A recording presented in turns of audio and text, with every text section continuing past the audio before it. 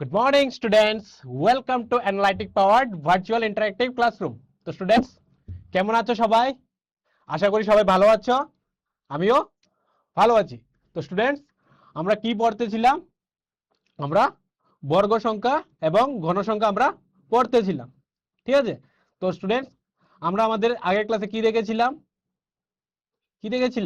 আমরা বিজোড় সংখ্যা কাকে বলি এটা দেখেছিলাম। তারপর কি দেখেছিলাম? মৌলিক সংখ্যা কাকে বলবো, তারপর কি দেখেছিলাম? বর্গ সংখ্যা আমরা কাকে বলি। ঠিক আছে, তাহলে আমাকে বলো তো যে আমরা মৌলিক সংখ্যা কাকে বলবো?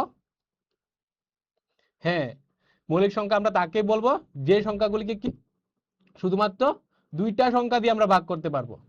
ঠিক আছে, যে সংখ্যাগুলিকে শুধুমাত্র দুইটা সংখ্যা দিয়ে আমরা ভাগ করতে পারবো তাকে আমরা মৌলিক সংখ্যা বলবো। ঠিক আছে, বা যে সংখ্যাগুলি দুইটা উৎপাদক থাকে তাকে আমরা মৌলিক সংখ্যা বলি। ঠিক আছে, তারপর আমরা কি দেখেছিলাম? বিজোড় সংখ্যা কাকে বলবো। তাহলে বিজোড় সংখ্যা কাকে বলবো? যে সংখ্যাগুলিকে আমরা শুধুমাত্র দুই দিয়ে ভাগ করতে পারবো। যে সংখ্যাগুলিকে আমরা যদি দুই দিয়ে ভাগ করি তাহলে কি থাকবে? প্রত্যেক ক্ষেত্রে আমাদের ভাগফল হিসেবে এক থেকে যাবে।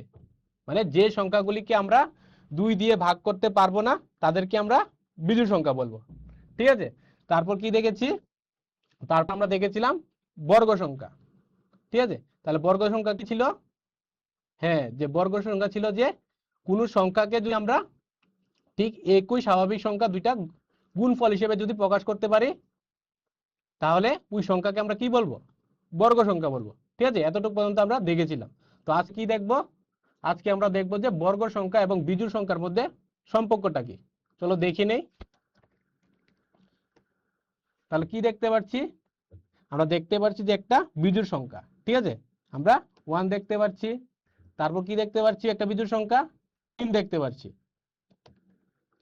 এখন যদি দুইটা বিজোড় সংখ্যা যদি আমরা যোগ করি তাহলে কি পাচ্ছি? প্রথম দুইটা বিজোড় সংখ্যাকে যদি আমরা যোগ করি আমরা দেখতে পাচ্ছি যে আমরা একটা স্কয়ার আকৃতি পেয়ে গেলাম। ঠিক আছে, আমরা একটা বর্গ আকৃতি পেয়ে গেলাম।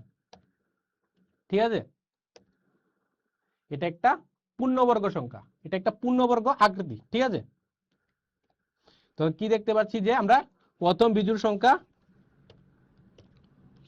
1 এর জন্য তাহলে আমরা কি নিলাম? একটা ছোট্ট একটা বক্স নিলাম, ছোট্ট একটা বর্গ আকৃতি নিলাম।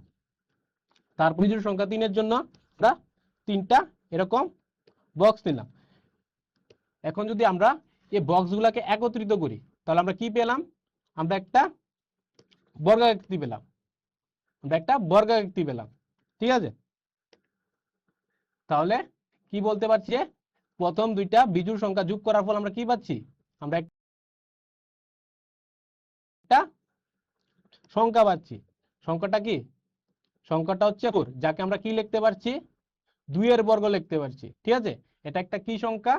এটা একটা পূর্ণবর্গ সংখ্যা, কারণ আমরা কি লিখতে পারছি? দুইটা স্বাভাবিক সংখ্যার গুণফল হিসেবে একে আমরা লিখতে পারছি। 4টাকে আমরা কি হিসেবে লিখতে পারছি? এক্ষেত্রে 2 × 2, যাকে আমরা কি লিখছি? 2 এর বর্গ হিসেবে আমরা লিখতে পারছি। তাহলে কি বলবো? যে প্রথম দুইটি বিজোড় সংখ্যার যোগফল হলো কি? 2 এর বর্গ। তারপর ঠিক একইভাবে প্রথম তিনটি বিজোড় সংখ্যার যোগফল কি হবে? প্রথম তিনটি বিজোড় সংখ্যার যোগফল হয়ে যাচ্ছে আরেকটি পূর্ণবর্গ সংখ্যা, যা হচ্ছে কি? যা হচ্ছে 3 বর্গ। ঠিক আছে, প্রথম তিনটি বিজোড় সংখ্যা যোগ করার পর আমরা কি পাচ্ছি? 9 পাচ্ছি। তো 9 কে আমরা কি লিখতে পারি? 3 × 3, তাই তো? তাই এই 3 কে আমরা কি বলতে পারবো? এই 9 কে আমরা কি বলতে পারবো? একটি পূর্ণবর্গ সংখ্যা, যাকে আমরা দুইটা স্বাভাবিক সংখ্যার গুণফল হিসেবে আমরা লিখতে পাচ্ছি। ঠিক আছে,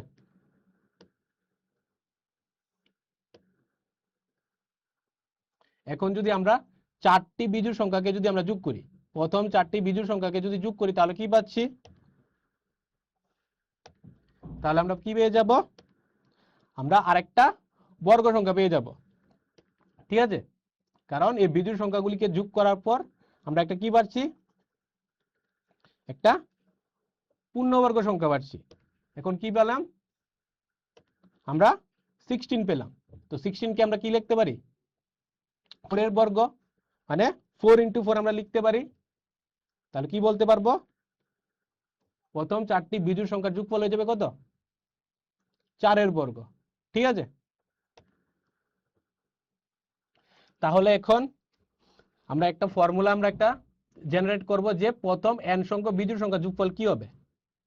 ঠিক আছে, আমরা দেখেছিলাম যে প্রথম দুইটি বিজোড় সংখ্যার যোগফলের জন্য 2 এর বর্গ লিখেছি, প্রথম তিনটি সংখ্যার যোগফলের জন্য আমরা কত লিখেছি, 3 এর বর্গ লিখেছি, প্রথম 4টি বিজোড় সংখ্যার যোগের জন্য আমরা 4 এর বর্গ লিখেছি। তাহলে প্রথম n সংখ্যক বিজোড় সংখ্যার যোগফলের জন্য আমরা কত লিখব,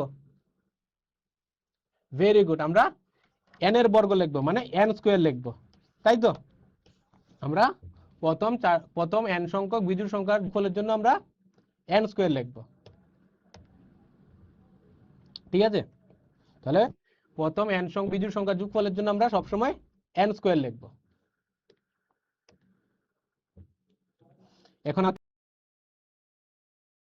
এটার आंसर কত হবে, এখানে দেখতে পাচ্ছি যে এখানে সবগুলোই পরপর কি বিজোড় সংখ্যা, যেটা কোথায় থেকে স্টার্ট হয়েছে, 1 থেকে স্টার্ট হয়েছে, কত পর্যন্ত গিয়েছে, 49 পর্যন্ত গিয়েছে। তাহলে এর জন্য আমাকে দেখতে লাগবে এখানে কয়টা সংখ্যা রয়েছে। তাহলে তোমরা কাউন্ট করে নাও কয়টা রয়েছে। এক্ষেত্রে তোমরা কাউন্ট করে দেখতে পাবে যে এক্ষেত্রে মোট 25টা রয়েছে, 25টা সংখ্যা রয়েছে, যা হচ্ছে প্রথম 25টি বিজোড় সংখ্যা। ঠিক আছে, প্রথম 25টি বিজোড় সংখ্যা। তাহলে প্রথম 25টি বিজোড় সংখ্যার যোগফল কি হবে, এখনই আমরা দেখেছিলাম, কত হয়ে যাবে, 25 এর বর্গ হয়ে যাবে। ভেরি গুড, এক্ষেত্রে প্রথম 25টি বিজোড় সংখ্যার যোগফল কত হবে, 25 এর বর্গ হয়ে যায়।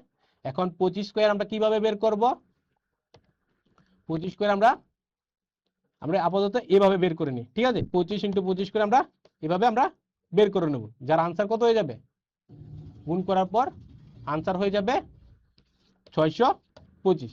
ঠিক আছে, তাহলে প্রথম 25টি বিজোড় সংখ্যার যোগফল হলো 625। এখন তোমাদের উত্তর নির্ণয় করার সময়, এখন তোমরা आंसर দাও, এটা কত হবে নিজে করার চেষ্টা করো। এখানে দেখো প্রথমে কয়টা সংখ্যা রয়েছে,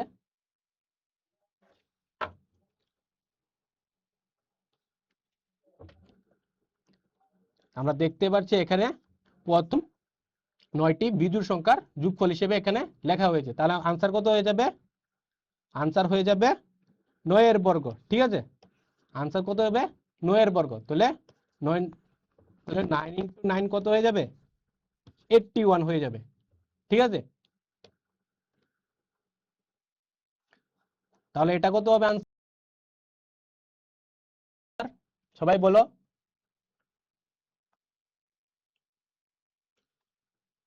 এখানে দেখতে পাচ্ছি যে প্রথম 19টি বিজোড় সংখ্যার যোগফল, আমরা দেখতে পাচ্ছি যে এক্ষেত্রে প্রথম 19টি বিজোড় সংখ্যার যোগফল এক্ষেত্রে লেখা হয়েছে। তাহলে आंसर কত হবে, आंसर হয়ে যাবে এক্ষেত্রে 19 এর বর্গ। ঠিক আছে, তাহলে তো এটা তোমরা করে নেবে 19 এর বর্গ কত হয়। চলো নেক্সট কি আছে দেখে নেই। এখন তোমাদের জন্য একটা প্রশ্নের সময়। ঠিক আছে, তো প্রশ্নে কি বলছে যে 81 কি, 81 একটি পূর্ণবর্গ সংখ্যা, কারণ অপশন এ দিয়েছে ক্রমিক বিজোড় সংখ্যার সমষ্টি হিসেবে প্রকাশ করা যায়, অপশন বি এর শেষের অঙ্কটি হলো 1, অপশন সি এটি 3 দ্বারা বিভাজ্য, অপশন ডি এটি একটি বিজোড় সংখ্যা। ঠিক আছে, বলেছে যে 81 কি একটি পূর্ণবর্গ সংখ্যা, কারণ অপশন এ দিয়েছে ক্রমিক বিজোড় সংখ্যার সমষ্টি হিসেবে প্রকাশ করা যায়, অপশন বি এর শেষের অঙ্কটি হলো 1, অপশন সি এটি 3 দ্বারা বিভাজ্য, অপশন ডি এটি একটি বিজোড় সংখ্যা। এর জন্য আমি তোমাদেরকে 30 সেকেন্ডের সময় দিচ্ছি, সবাই আনসার করে দাও।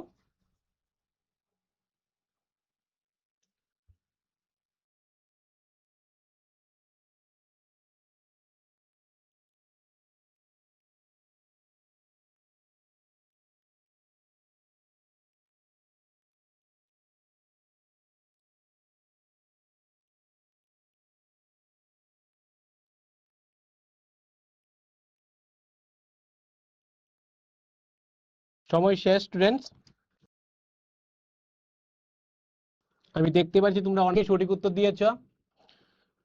সঠিক উত্তরটি হবে অপশন এ, কারণ 81 কে আমরা পরপর কি পরপর 9টি বিজোড় সংখ্যার যোগফল হিসেবে প্রকাশ করতে পারি। ঠিক আছে, 81 কে আমরা পরপর 9টি বিজোড় সংখ্যা হিসেবে প্রকাশ করতে পারি। ঠিক আছে, 1 3, তারপর কত হবে 5 হবে, তারপর তারপর কত হবে 7 হবে, তারপর 9 হবে, তারপর 11 হবে, তারপর 13, তারপর কত হবে 15, তারপর 17। ঠিক আছে, আমরা এগুলিকে যদি আমরা যোগ করি পরপর 9টা যদি আমরা বিজোড় সংখ্যার যোগফল হিসেবে যদি প্রকাশ করি তাহলে কি পাবো আমরা 81 পাবো। তাহলে এটা কি লিখতে পারি, আমরা দেখেছি যে এক্ষেত্রে প্রথম 9টি বিজোড় সংখ্যার যোগফল হিসেবে এক্ষেত্রে আমরা 81 কে প্রকাশ করতে পারছি। ঠিক আছে, 81 কে এইভাবে প্রথম 9টি বিজোড় সংখ্যার যোগফল হিসেবে আমরা প্রকাশ করতে পারবো, যার আনসার কত হয়ে যায় 9 স্কয়ার হয়ে যায়। তাহলে 9 × 9 কত হবে 9 × 9 81 হয়ে যাবে। ঠিক আছে, তাহলে আমরা বুঝতে পারলাম, কারণ 81 একটি পূর্ণবর্গ সংখ্যা, কারণ এটি ক্রমিক বিজোড় সংখ্যার সমষ্টি হিসেবে প্রকাশ করা যায়। ঠিক আছে, তাহলে সঠিক উত্তরটা হবে আমাদের অপশন এ। ঠিক আছে, চলো নেক্সট কি আছে দেখে নেই।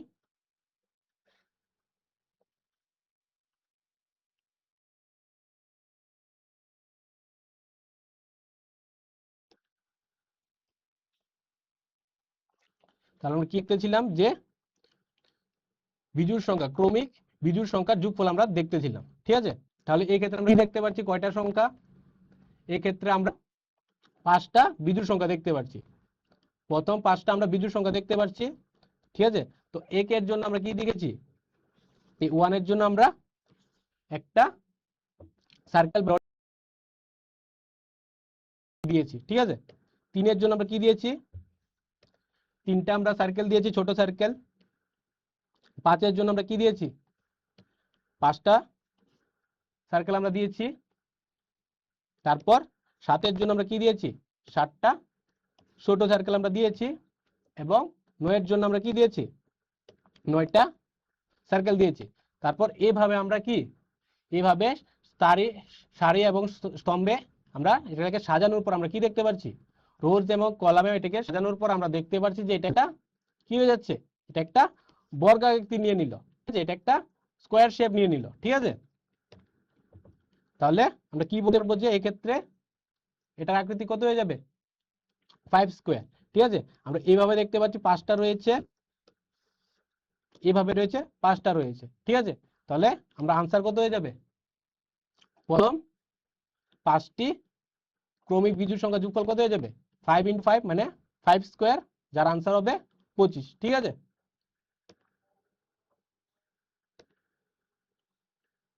তাহলে পর্যায়ক্রমিক বিজোড় স্বাভাবিক সংখ্যা সমষ্টি সর্বদা একটি কি হয়, সর্বদা একটি পূর্ণবর্গ সংখ্যা হয়। তাহলে এতক্ষণ আমরা যা যা দেখলাম, আমরা দেখলাম যে পর্যায়ক্রমিক বিজোড় স্বাভাবিক সংখ্যার সমষ্টি কি হবে, সর্বদা একটি পূর্ণবর্গ সংখ্যা হয়। তাহলে যখন বলছে যে 25 থেকে আমরা এইসব বিজোড় সংখ্যা আমরা মাইনাস করব, বিয়োগ করব, যখন আমরা 25 থেকে 1 3 5 7 9 এরকম পর্যায়ক্রমিক বিজোড় সংখ্যাগুলিকে যখন আমরা বিয়োগ করব, তখন আমরা কি পেয়ে যাব, তখন আমরা 0 পাবো। ঠিক আছে, চলো দেখি নি জিনিসটা। আমরা কি দেখতে পাচ্ছি, এই 25 থেকে আমরা কি করলাম 1 মাইনাস করলাম, তারপর কত পেলাম 24 পেলাম। ঠিক আছে, এখানে আমরা কি করব, এই 24 থেকে আমরা আরেকটা বিজোড় সংখ্যা মাইনাস করে দেবো, ঠিক আছে। তাহলে 24 থেকে 3 মাইনাস করার পর কত আসবে? 21 হয়ে যাবে।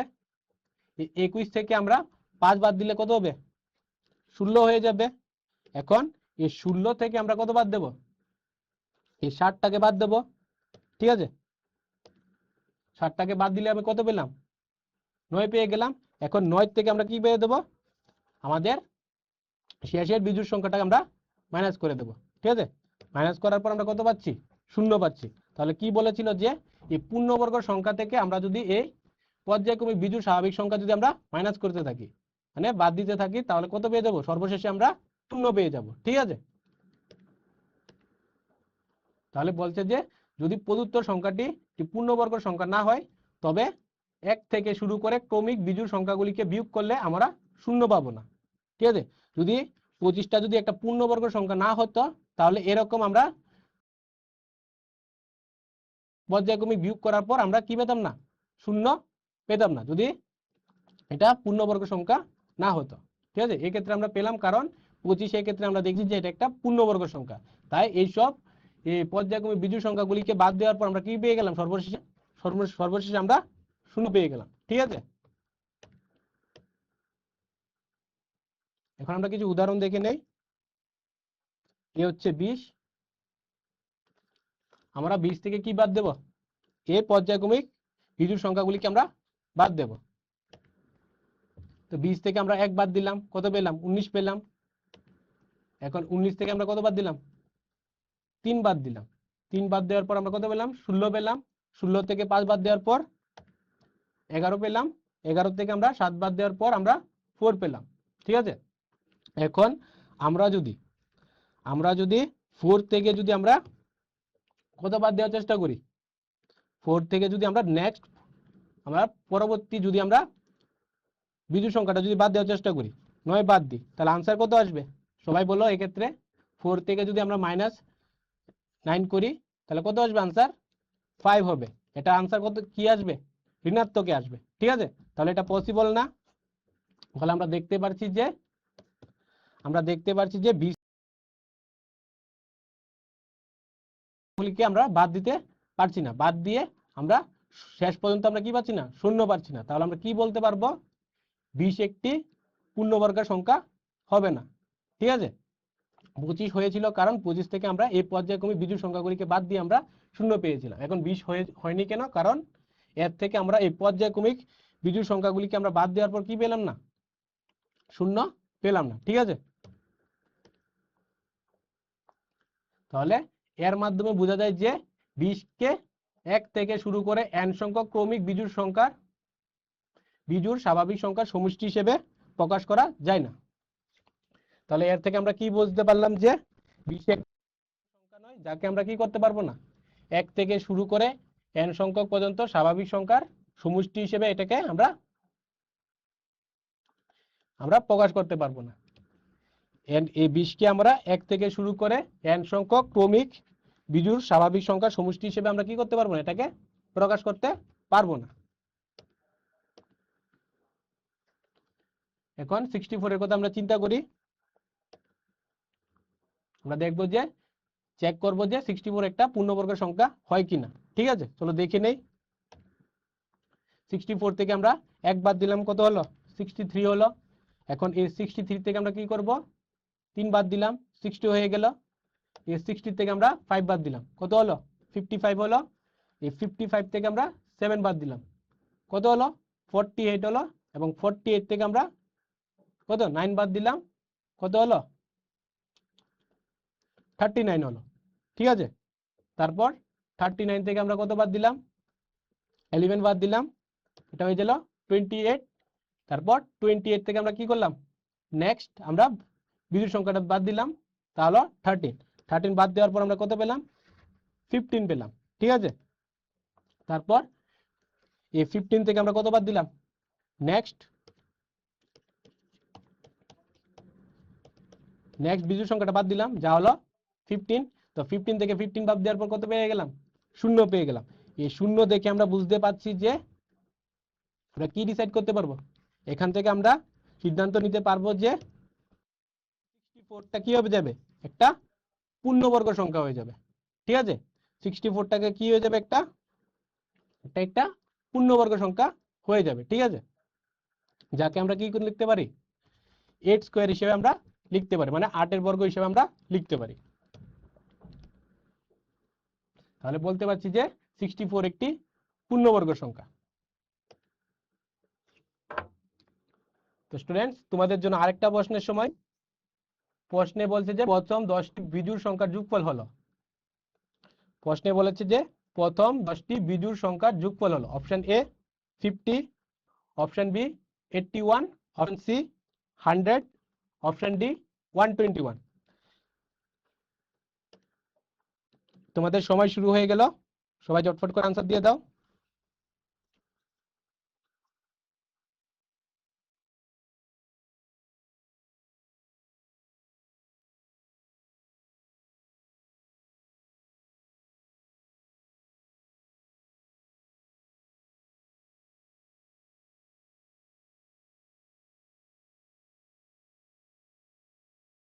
সময় শেষ স্টুডেন্টস, আমি দেখতে সঠিক উত্তর দিয়েছ। সঠিক উত্তরটি হবে অপশন সি, মানে 100। আমরা দেখেছিলাম যে প্রথম n সংখ্যক কি বিজোড় সংখ্যার যোগফল কি ছিল, n স্কয়ার। এখানে বলেছে প্রথম 10টি বিজোড় সংখ্যার যোগফল, তাহলে কি হয়ে যাবে, 10 স্কয়ার হয়ে যাবে, মানে 10 বর্গ। তাহলে 10 বর্গ মানে কি 10 ইন্টু 10, এটা আনসার কত হবে, 10 ইন্টু 10 মানে কত হয়, 100 হয়, তাই তো। তাহলে আমাদের সঠিক উত্তরটা হবে 100। প্রথম 10টি বিজোড় সংখ্যার যোগফল হবে 100। চলো নেক্সট কি আছে দেখে নেই। এখানে বলছে যে প্রদত্ত যে 78 স্কয়ার, 78 এর বর্গ হচ্ছে 6084 হলে তবে 79 স্কয়ারের এর মান কত হবে। তোমাদেরকে দিয়ে দিয়েছে যে 78 স্কয়ারের মান হচ্ছে 6084। ঠিক আছে, তাহলে তোমাদের বের করতে বলেছে যে 79 স্কয়ারের মান কত হবে। ঠিক আছে, চলো দেখে নি কিভাবে আমরা বের করব। তাহলে 6084 কি, 6084 হলো এতে প্রথম 78টি বিজোড় সংখ্যার যোগফল। ঠিক আছে, 6084 হলো কি প্রথম 78টি বিজোড় সংখ্যার যোগফল। এটাই তো আমরা এসব দেখেছি, এতক্ষণ পর্যন্ত তো আমরা এসবই তো দেখেছি।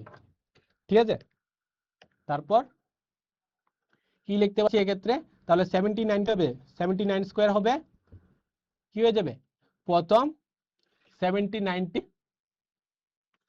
ঠিক আছে, প্রথম 79টি বিজোড় সংখ্যার যোগফল।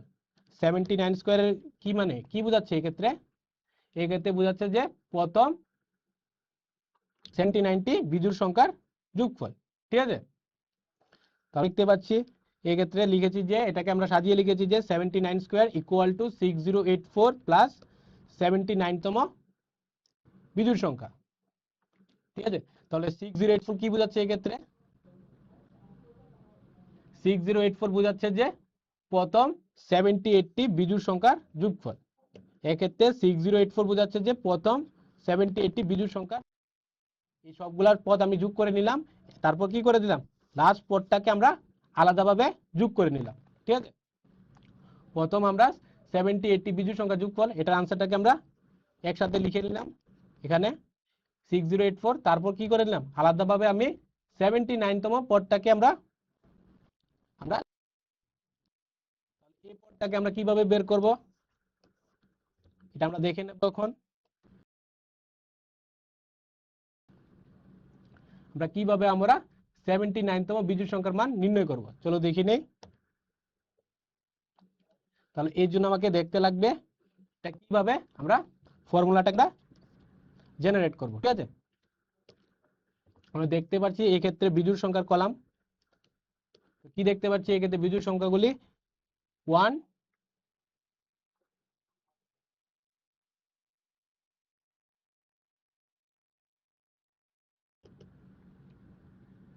তো আমরা দেখতে পাচ্ছি যে এই ক্ষেত্রে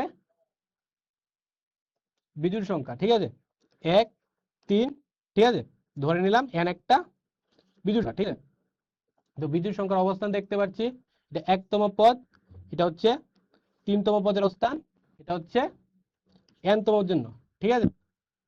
তো এর জন্য আমরা কি দেখতে পাচ্ছি যে 1তম পদের জন্য আমরা দেখতে পাচ্ছি যে 2 × 1 - 1 করলাম, ঠিক আছে। 2 × 1 - 1 করার পর আমরা দেখতে পাচ্ছি যে এটা 2 - 1, 2 - 1 করার পর আমরা কত পেলাম? 1 পেলাম, ঠিক আছে। তারপর 3 এর জন্য আমরা কত দেখতে পাচ্ছি? 3 এর জন্য আমরা দেখতে পাচ্ছি যে 2 × 3 - 1 করার পর আমরা কত পাচ্ছি? আমরা 6 - 1 পাচ্ছি, 6 - 1 যা হচ্ছে 5 পাচ্ছি, ঠিক আছে। এইভাবে আমরা n তমের জন্য আমরা বের করব। এটার জন্য আমরা 2 × n - 1 করব, যার আনসার কত হবে? 2n - 1, ঠিক আছে। এটা হচ্ছে কততম পদ? n তম বিজোড় সংখ্যার মান, ঠিক আছে। এই n তম বিজোড় সংখ্যার মান, যদি মনে করো আমি একটা বিজোড় সংখ্যার একটা 1 3 5 7, ঠিক আছে, 5 7 9 তারপর 11 13, ঠিক আছে। এখানে বলো যে এক্ষেত্রে ওখানে পঞ্চমতম পদ কোনটা হবে? এক্ষেত্রে আমার পঞ্চমতম পদ কত হবে? এক্ষেত্রে আমার পঞ্চমতম পদ হচ্ছে কত? 9 হচ্ছে, তাই তো। এ হচ্ছে আমাদের পঞ্চমতম পদ। তাহলে এটার ভ্যালুটা আমরা কিভাবে বের করব? আমরা দেখেছি যে ফর্মুলাটা এখন 2n - 1, ঠিক আছে। তো n হচ্ছে কি? পদের অবস্থান, ঠিক আছে। আমরা দেখতে পাচ্ছি যে এটা পঞ্চম, n এর মান আমরা কত বের করব? কত পুট করব এক্ষেত্রে? 5 পুট করব, ঠিক আছে। 5 পুট করার পর পুট করে দিলাম, তারপর -1 করব। তো 2 × 5 করার পর কত আসবে? 2 × 5 করার পর 10 হবে, তারপর 1 বাদ দিয়ে দেব, তারপর আনসার কত হবে? 9 পেয়ে গেলাম। এ হচ্ছে পঞ্চমতম পদের মান হচ্ছে 9। আমি দেখিয়ে দিলাম যে এ হচ্ছে একটা কি বিজোড় সংখ্যার একটা সিকোয়েন্স, ঠিক আছে, যারকে আমরা কিভাবে বের করব? এর পঞ্চমতম মানটাকে আমরা এর অবস্থানের মানটাকে আমরা পুট করে দেবো, ঠিক আছে। এই 2n - 1 এর মধ্যে আমরা পঞ্চমতম এই মানটাকে আমরা পুট করে দেবো, ঠিক আছে। মান পুট করার পর আমরা এর আনসারটাকে আমরা বের করে নেব। চলো দেখে নেই। তাহলে কিভাবে দেখলাম? যে আমরা দেখলাম যে n তম 2n - 1, ঠিক আছে।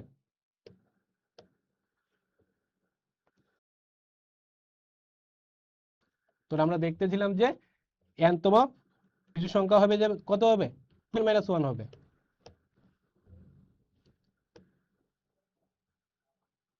তাহলে 70তম বিজোড় সংখ্যা কত হয়ে যাবে? এই 79তম বিজোড় সংখ্যা হয়ে যাবে 2 × 79, 2 × 79 - 1, কারণ এখন বলছে যে এখানে 79তমটাকে আমাকে বের করতে লাগবে, ঠিক আছে। আনসার কত হবে? 158 - 1।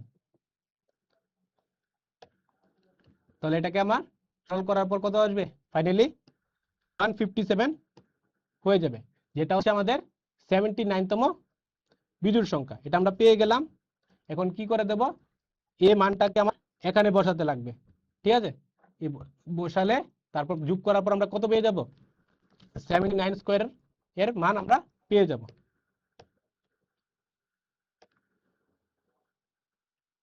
তো 79 স্কয়ারের মান কত হবে? 6084 প্লাস 157, ঠিক আছে। এটাকে যোগ করার পর কত আসবে? এটাকে যোগ করার পর হবে 6241। এখানে 6084 হচ্ছে কি?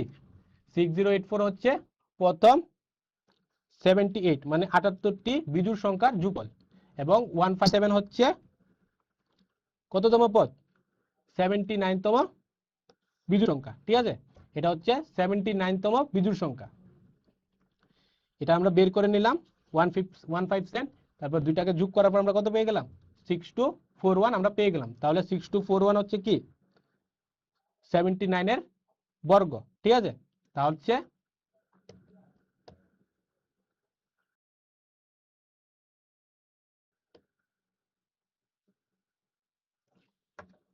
তো স্টুডেন্টস তোমাদের জন্য আরেকটা প্রশ্নের সময়।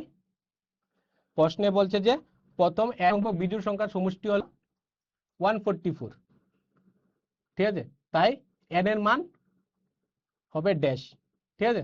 তো চারটা অপশন দিয়েছে, অপশন এ হলো 10, অপশন বি হলো 11, অপশন সি হলো 12, অপশন ডি হলো 13। সবাই ঝটফট করে আনসারটা দিয়ে দাও।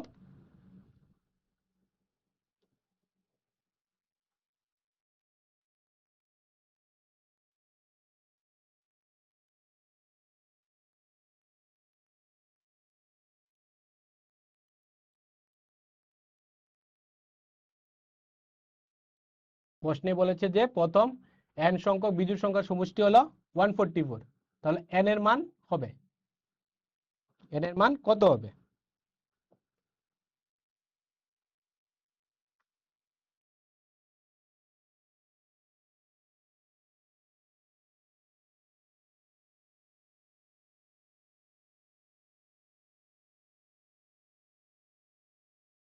সময় শেষ স্টুডেন্টস। আমি দেখতে পাচ্ছি তোমরা অনেকেই সঠিক উত্তর দিয়েছ। সঠিক উত্তর হবে অপশন সি 12। বলেছে যে কোশ্চেন বলেছিল কি প্রথম n সংখ্যক বিজোড় সংখ্যার সমষ্টি কি 144, তাহলে তাহলে n এর মান কত হবে? তাহলে 144 কে আমরা কি লিখতে পারি? 144 কে আমরা 12 ইনটু 12 লিখতে পারি না? ঠিক আছে, এই 144 কে আমরা 12 ইনটু 12 লিখতে পারি, ঠিক আছে। এই 12 ইনটু 12 কে আমরা কি লিখতে পারি? 12 এর বর্গ, 12 এর বর্গ লিখতে পারি। এর মানে কি 12 এর বর্গ হচ্ছে প্রথম 12টি বিজোড় সংখ্যার যোগফল, ঠিক আছে। 12 এর বর্গ হচ্ছে কি প্রথম 12 এর বর্গ এর দিয়ে কি বোঝাচ্ছে? প্রথম 12টি বিজোড় সংখ্যার যোগফল, যার মান হচ্ছে কি 144। তাহলে আমরা কি বলতে পারি যে এই ক্ষেত্রে n এর মান হবে কত? n এর মান হয়ে যাবে 12, ঠিক আছে। তাহলে আমাদের সঠিক উত্তর হবে অপশন সি। চলো নেক্সট কি আছে দেখে নেই। এ হচ্ছে একটা স্কুলের অ্যানুয়াল ডে সেলিব্রেশন, ঠিক আছে। এ হচ্ছে একটা স্কুলের অ্যানুয়াল ডে সেলিব্রেশন, আমরা দেখতে পাচ্ছি। এ হচ্ছে স্কুলের নাম কি? শিশু বিহার এইচএস স্কুল, আমরা দেখতে পাচ্ছি। এখন আমরা কি দেখতে পাচ্ছি এক্ষেত্রে? এই ক্ষেত্রে আমরা দেখতে পাচ্ছি এই ক্ষেত্রে একজন বালক দেখতে পাচ্ছি।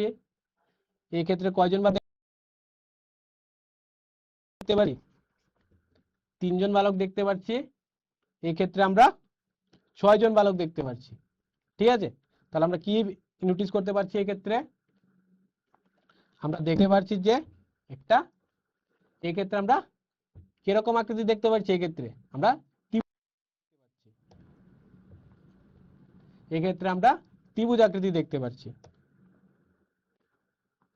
তো আকৃতিগুলিকে আমরা কি বলবো? এক্ষেত্রে এই আকৃতিগুলিকে আমরা ত্রিভুজ বলবো, ঠিক আছে। এই আকৃতিগুলোকে আমরা ত্রিভুজ বলবো।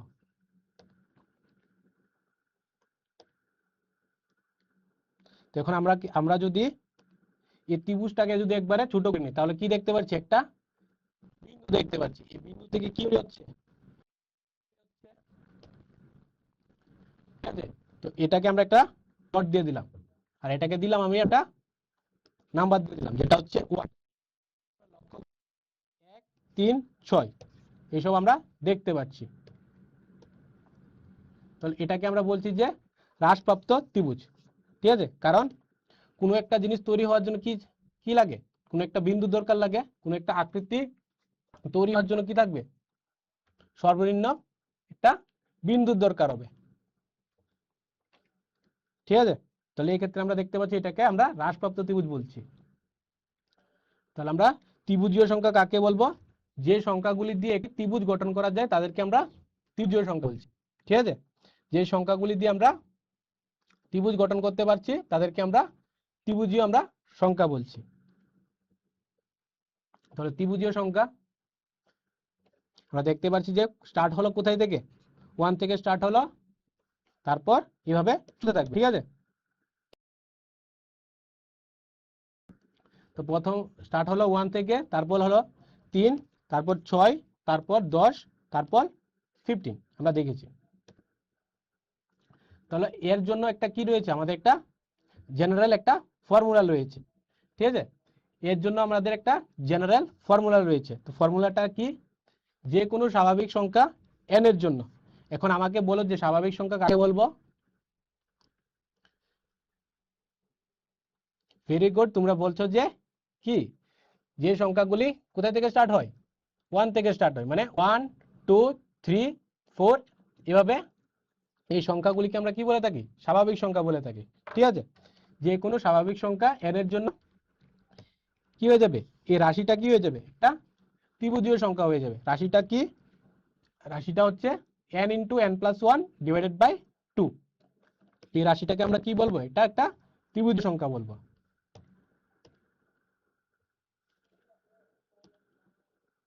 এখন যদি আমরা n এর মান যদি আমরা 1 পুট করি, ঠিক আছে, n এর মান যদি একটা n 1 পুট করি, তাহলে আমরা কত হবে? ত্রিভুজীয় সংখ্যা হয়ে যাবে। এক্ষেত্রে ত্রিভুজীয় সংখ্যা হয়ে যাবে 1 ইন্টু 1 প্লাস 1 ডিভাইডেড বাই 2। এখন এটাকে যদি আমরা সলভ করি তাহলে কত পাবো? আমরা পাবো 1 ইন্টু 2 ডিভাইডেড বাই 2, তাহলে কি হয়ে যাবে? 2/2। 2/2 করলে কত আসে?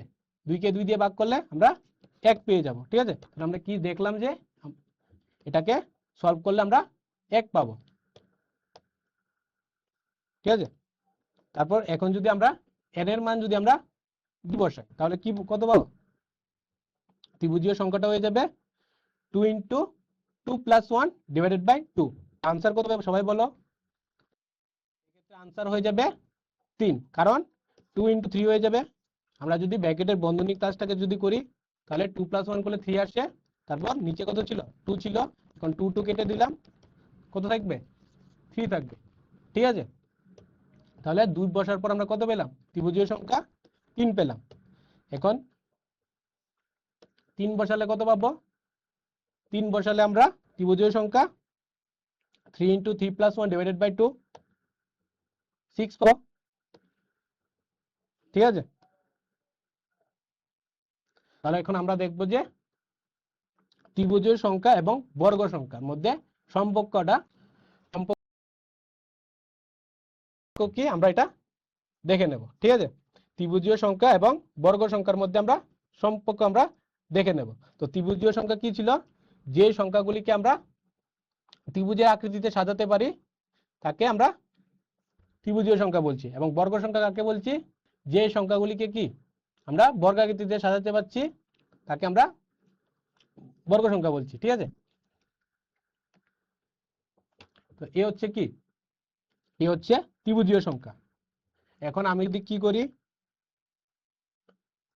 3 নেই, তারপর 1 নেই, ঠিক আছে। তাহলে 3 আর 1 যোগ করার পর কত পাচ্ছি আমি? 3 আর 1 যোগ করার পর আমরা অবশ্যই আমরা 4 পাবো। 4 পেয়ে গেলাম, ঠিক আছে। তো 4 কে কি লিখতে পারছি? 2 এর বর্গ হিসেবে লেখা যায়। 4 একটা কি, একটা পূর্ণবর্গ সংখ্যা যাকে আমরা 2 স্কয়ার লিখতে পারছি, ঠিক আছে। তাহলে আমরা কি দেখতে পাচ্ছি এখানে? যে পর পর দুইটা, প্রথম দুইটা ত্রিভুজ সংখ্যা যোগ করার পর আমরা কি পাচ্ছি? একটা বর্গ সংখ্যা পাচ্ছি, ঠিক আছে। তো স্টুডেন্টস, আজকে ক্লাসটা আমি এখানে শেষ করছি, ঠিক আছে। তো আজকে আমি তোমাদেরকে যা যা পড়িয়েছি তোমরা বাড়িতে গিয়ে ভালো করে দেখে নেবে। তো আজকে আমরা কি কি দেখলাম? যে বর্গ সংখ্যা এবং বিজোড় সংখ্যার মধ্যে আমরা একটা সম্পর্ক দেখেছি। তো কি দেখেছি সম্পর্কটা?